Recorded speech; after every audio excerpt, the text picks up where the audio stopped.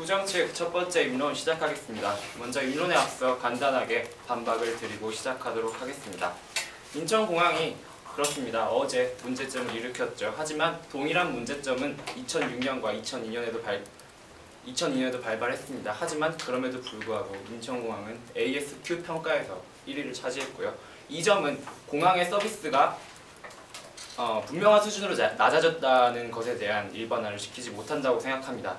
게다가 긍정측 첫 번째 토론자께서는 그렇습니다. 인천공항의 한계를 잘 지적해 주셨습니다. 하지만 지분 교환의 측면을 제외하고서는 왜 지분 매각을 통해서 그 한계를 극복해 나가야 되는지에 대한 정당성을 아무것도 설명해 주지 못했다고 생각합니다. 게다가 인천공항이 외적 요소에만 치중하고 있다고 하셨는데 앞으로의 저의 입론에서 효율성과 서비스, 경영 등의 내실적인 측면에서 노력한 모습을 보여드리도록 하겠습니다. 여러분, 지금 국토해양부가 추진하고 있는 정책은 민간 기업의 운영권을 넘기는 완전 민영화가 아닙니다. 지분 매각을 통한 민간 자본의 유치일 뿐입니다. 지분 매각을 해도 여전히 공기업이라는 것이죠. 인천공항 지분 매각의 논의는 3단계 선진화 사업의 시기가 다가오면서 자연스럽게 대두되었습니다.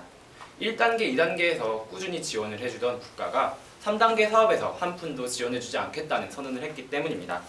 이에 인천공항은 약 4조 원의 자금을 충당하기 위해 대안책을 내세워야만 했고, 그 결과 나온 대안이 인천공항의 지분을 매각하는 방식입니다. 하지만 저희 부정 측은 다음과 같은 근거를 들어서 지분 매각에 반대하도록 하겠습니다. 첫째, 인천공항의 지분 매각의 실효성이 부족합니다.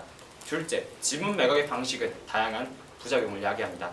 셋째, 회사채의 방식이 인천공항의 한계를 극복하는 좋은 대안이 될 수 있습니다. 첫째, 인천공항의 지분 매각은 그 실효성이 부족합니다. 여러분께 인천공항이 어떤 기업인지에 대해 먼저 설명을 드리겠습니다. 이미 세다 사전 발제 때 보셨듯이 서비스 측면에서는 6년 연속 부동의 1위를 하고 있고요. 게다가 중형공항 아시아 태평양 공항 평가에서도 가장 높은 순위를 차지하고 있습니다. 조금 더 디테일하게 들어가 볼게요. 매년 수천억의 순이익을 내고 있는 국내에서도 몇 안 되는 공기업이고요. 2010년에는 무려 680억의 배당금을 국가에게 주어준 유일한 공기업입니다.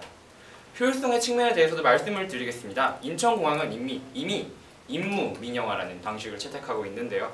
이는 공사의 임무를 전문적인 민간 기업에게 위탁해 전체적인 임무 수행의 질과 처리 속도를 높여 효율성을 찾는 방식입니다. 유연성으로 대변될 수도 있겠네요. 일반적으로 임무 민영화가 높은 기업은 효율적이라는 평가를 받는데요. 인천공항은 88%의 아웃소싱을 통해 각각의 임무마다 전문적인 협력업체를 투입하고 있습니다. 게다가 순이익을 사원수로 나눈 지표인 1인당 순이익을 따져보면 대기업인 삼성은 7,500만원, 현대차는 5천만원인데 비해 인천공항은 5억 1천만원으로 무려 7배에서 10배에 가까운 수치를 보이고 있습니다. 이는 인천공항의 한 명 한 명 직원들이 매우 효율적으로 일하고 있다는 이야기죠. 제가 왜 이렇게 인천공항의 PR을 대신했는가 궁금하신 분들이 계실 겁니다. 이제 그 이유에 대해 말씀드리겠습니다. 국토해양부를 중심으로 한 정부기관은 인천공항 지분의 49% 매각의 필요성에 대해 이렇게 얘기합니다. 운영의 효율화를 꾀할 수 있고 자본 조달이 가능하다. 국토해양부가 주장하는 운영의 효율화와 자본 조달에 대해 저희도 필요성을 느끼는 바입니다. 세계 최고의 공항이긴 하지만 더욱 선진하기 위해 노력해야겠죠. 하지만 저희는 과연 지분 매각이 그 방법이 될 수 있는가에 대해서는 의문을 갖고 있습니다. 저희 부정 측은 인천공항의 주식을 매각한다고 해서 인천공항의 업무 처리 효율이 비약적인 상승을 할 것이라고 생각하지 않습니다. 그 이유는 앞서 말씀드렸듯이 인천공항의 업무 처리 방식은 이미 임무 민영화라는 가장 효율적이고 선진화된 방식을 채택하고 있습니다. 경영 민영화를 했을 때 그제서야 선택하는 업무 처리 구조가 임무 민영화인데 이 방식을 이미 인천공항은 채택하고 있다는 것입니다. 게다가 지분을 매각한 이후에도 인천국제공항은 사기업이 아닌 공기업입니다. 때문에 급격한 임원 감축 및 대규모의 구조 개혁을 할 가능성도 매우 적습니다. 즉, 경영의 측면에서 부분적인 민의를 반영한다고 해도 급진적인 업무 처리 구조의 변화를 기대하기는 어렵습니다. 또 다른 주장은 지분 매각을 통한 선진화 사업 자본의 조달인데요. 국토해양부가 주장하고 있는 사항입니다. 3단계 사업 확장을 위한 자금이 필요하다는 사실 저희도 공감하는 바입니다. 3단계 확장 사업에 필요한 4조의 재원이 인천공항공사에 부담이 되는 돈이라는 것도 저희는 동의하고요. 하지만 저희 부정 측은 지분 매각을 통한 민간 자본의 조달이 그 실효적인 측면에서 문제가 있을 수밖에 없다고 생각합니다.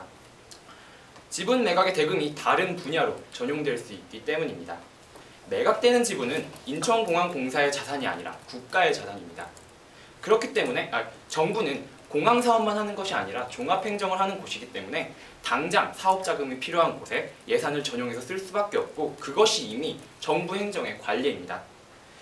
실제로 국토해양부의 예산 집행 결과를 보면 인천공항을 통해 얻은 수익을 인천공항이 아닌 다른 분야에 투자한 사실이 존재하고요. 이러한 관례상 인천공항의 지분 매각으로 벌어들인 큰 규모의 매각 대금이 다른 사업에 전용될 가능성이 매우 농후하다는 것입니다.